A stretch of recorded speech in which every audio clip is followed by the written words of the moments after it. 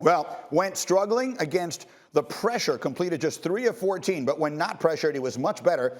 Both his touchdowns came without pressure. His 317 yards without pressure, a season high, most in a win in his career. And so it was not a thing of beauty, but it was a win they desperately need, and they get it. Ryan Clark, what is the number one most important thing you want to say coming out of this game to kick off the NFL weekend?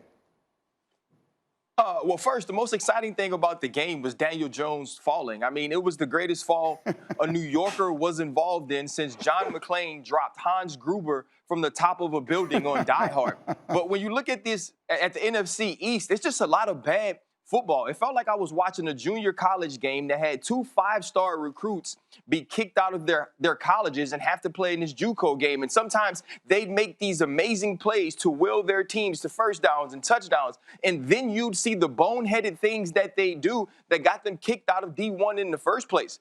But what it comes down to is anybody can win the NFC East. And I think that's the reason that so many people are on the Philadelphia Eagles, because they believe that Carson Wentz is the greatest talent that's still left in the NFC East, and that Carson Wentz can make the plays that finds ways to win games that are very close because both teams are extremely bad.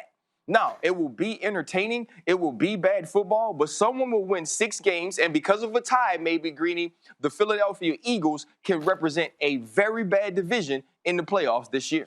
Somebody has to. Ninkovich, I think maybe sometimes we feel like they're the one team that if they got healthy and got right could get good. When you watch the Eagles play, they get the win last night. What are you seeing? It doesn't matter who wins the division. It doesn't matter. Like, my takeaway from this game is whoever wins the division, they're going to lose in the first round of the playoffs. When you look at the Eagles, yeah, we would just watch the highlights. But look, there could be a clip just as long of the lowlights. That's my takeaway.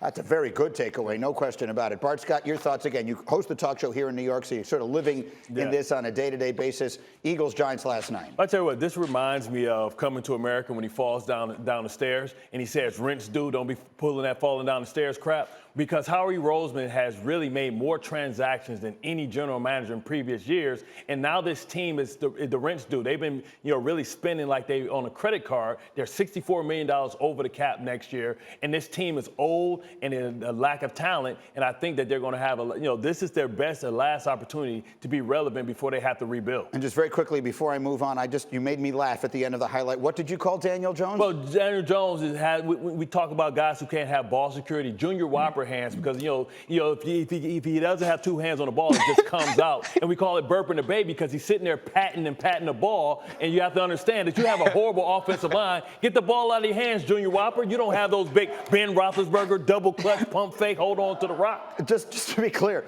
you say Junior Whopper because his hands aren't big enough to hold a whole Whopper. Yeah, you can't hold a whole Whopper. Junior Whopper only. You got to get 2 Junior Whoppers. You can't get 1 Whopper. I needed a laugh to start my morning. You provided that. Thank you for watching ESPN on YouTube. For live streaming sports and premium content, subscribe to ESPN+.